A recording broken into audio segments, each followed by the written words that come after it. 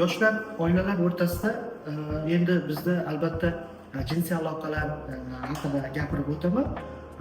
Hozirgi kunda endi bizni mentalitetda andisha degan narsa juda yuqori turadi oilalar o'rtasida.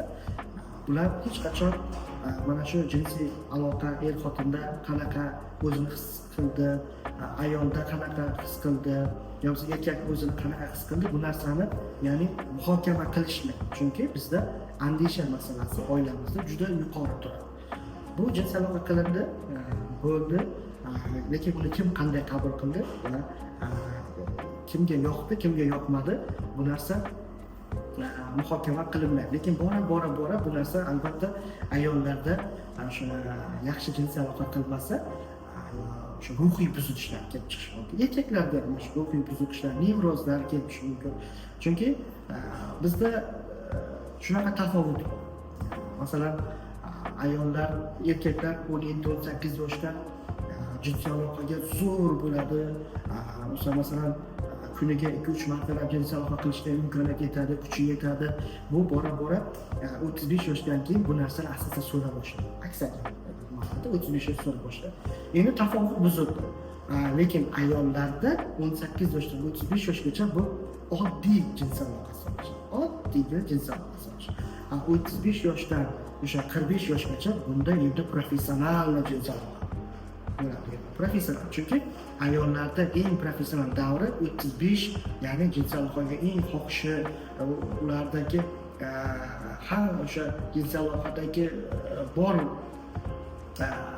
orgazmni olish jarayonlari 35 yoshdan 45 yoshgacha bo'ladi.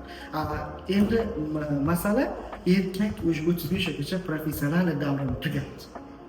Endi shuning uchun ayollarimizda o'sha bu narsaga xohish baland, lekin natija yo'q, jinsiy aloqa yo'q. Nima bo'ladi endi?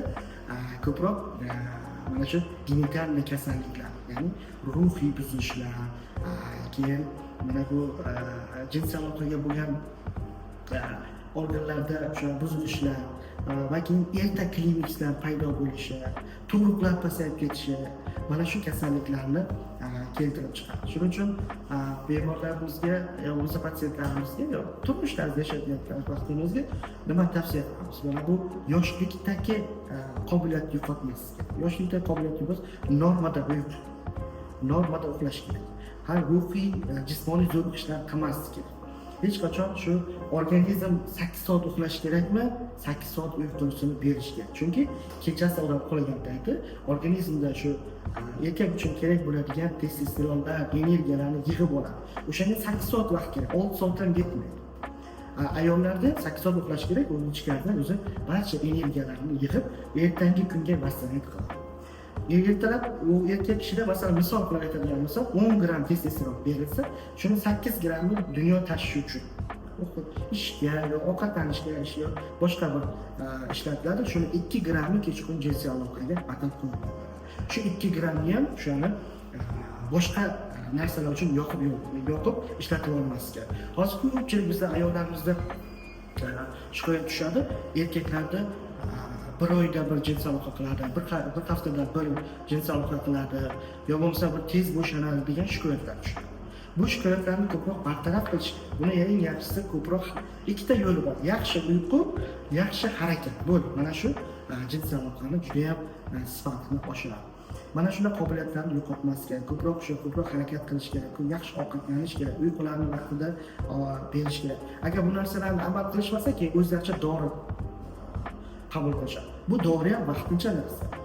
Keyin mana bu hozir o'sha jinsiy aloqani vaqtida o'zlaricha sprey sepishadi.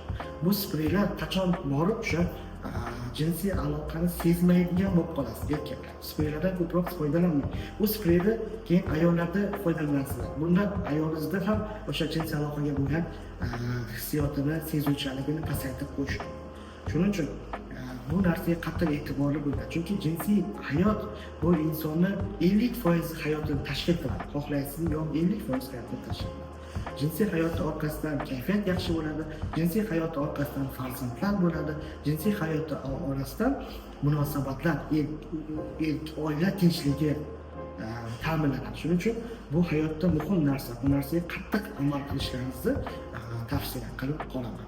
Lekin ko'proq mana shu jinsiy aloqada kam bo'ldi, ko'p bo'ldi deb aytishadi. Jinsiy aloqa hech qachon kam bo'lmaydi, ko'p bo'lmaydi. Buni sifati yaxshi bo'lishi kerak.